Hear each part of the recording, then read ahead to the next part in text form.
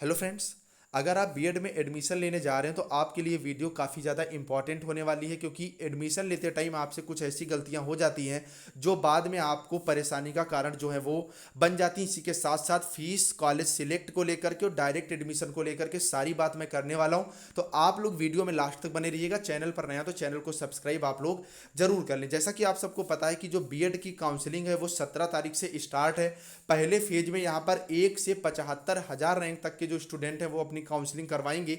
इनके रजिस्ट्रेशन 17 तारीख से शुरू होकर के 23 तारीख तक चलेंगे, और जो चॉइस फिलिंग है आपकी वो 21, 22, 23 3 तारीखों में होगी। इसी के साथ साथ आपकी जो कॉलेज अलॉटमेंट है वो 25 को कर दिया जाएगा, और 26, 27, 28 इन 3 दिनों में किसी भी एक दिन आप अपने कॉलेज जाकर के जो सीट है वो अपनी कंफर्म कर सकते हैं। अब हम लोग मेन बात करते हैं कि आपको गलतियां कौन सी जो है वो नहीं करनी है। ये गलतियां आप कर देते हो, फिर होता क्या है, आप बाद में पछताते हो। तो सबसे पहली चीज क्या करनी है कि आपको जो कॉलेज सिलेक्ट करने हैं वो कम से कम 10 सिलेक्ट करने हैं, और कॉलेज सिलेक्ट करने का जो क्रम होना चाहिए वो उसी क्रम में होना चाहिए जो आपकी पसंद के अनुसार है। मान लीजिए अगर आप गवर्नमेंट कॉलेज से बीएड करना चाह रहे हैं तो जो भी गवर्नमेंट कॉलेज है आप उनको सिलेक्ट करिएगा अपनी सुविधा अनुसार, ठीक है। उसके बाद आप जो है वो अपने प्राइवेट कॉलेज सिलेक्ट करिएगा, क्योंकि इसी क्रम में आपकी रैंक के अनुसार यहाँ पर जो है आपको कॉलेज जो है वो अलॉट किया जाता है। और अगर मेरा वीडियो आपने देख लिया होगा, वहां मैंने खुल के बता दी है सारी की सारी चीजें, उसका लिंक मैंने डिस्क्रिप्शन में दे दिया, वो लोग आप लोग जरूर देखिएगा।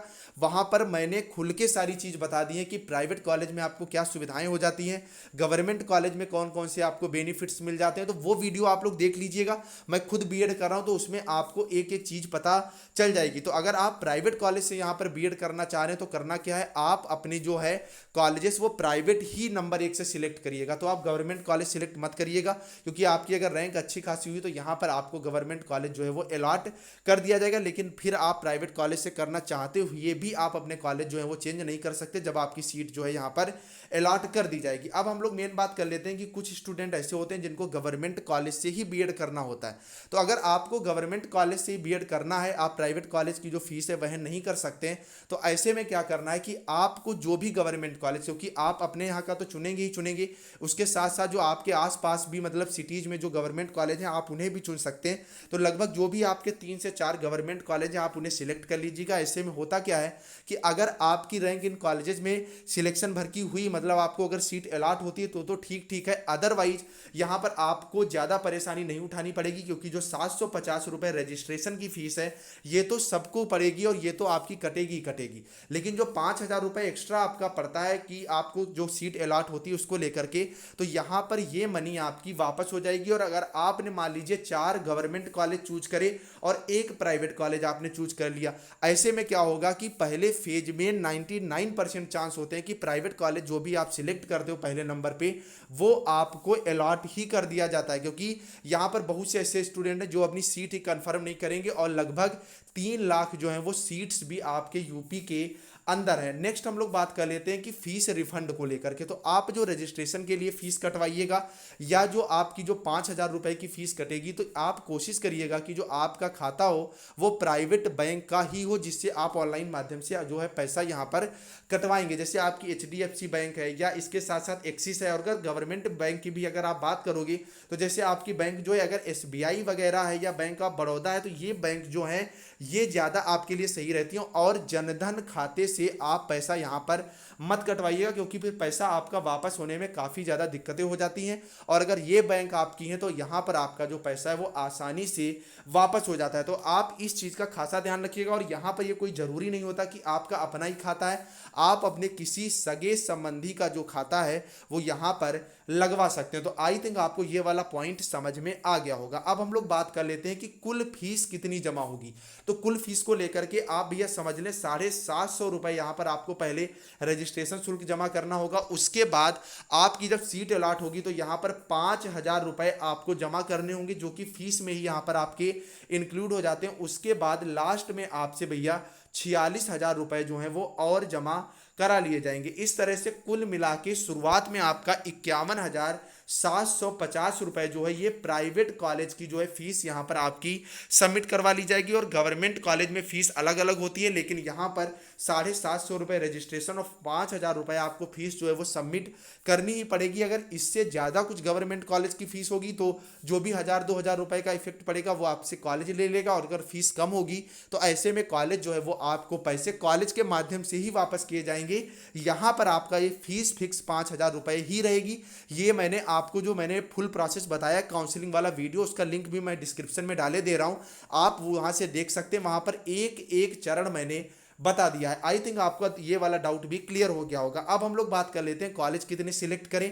तो अगर आप पहले फेज में काउंसलिंग करवा रहे हैं तो कम से कम आप लोग 10 कॉलेज जरूर सिलेक्ट करिएगा अगर आपका बीएड करने का पूरा मन है। और अगर आप गवर्नमेंट कॉलेज से ही बीएड करना चाह रहे हैं तो उसका प्रोसेस तो मैंने पीछे आपको पूरा का पूरा बता ही दिया है। अब सबसे बड़ी बात आती है हम लोग यहाँ पर डायरेक्ट एडमिशन को लेकर के।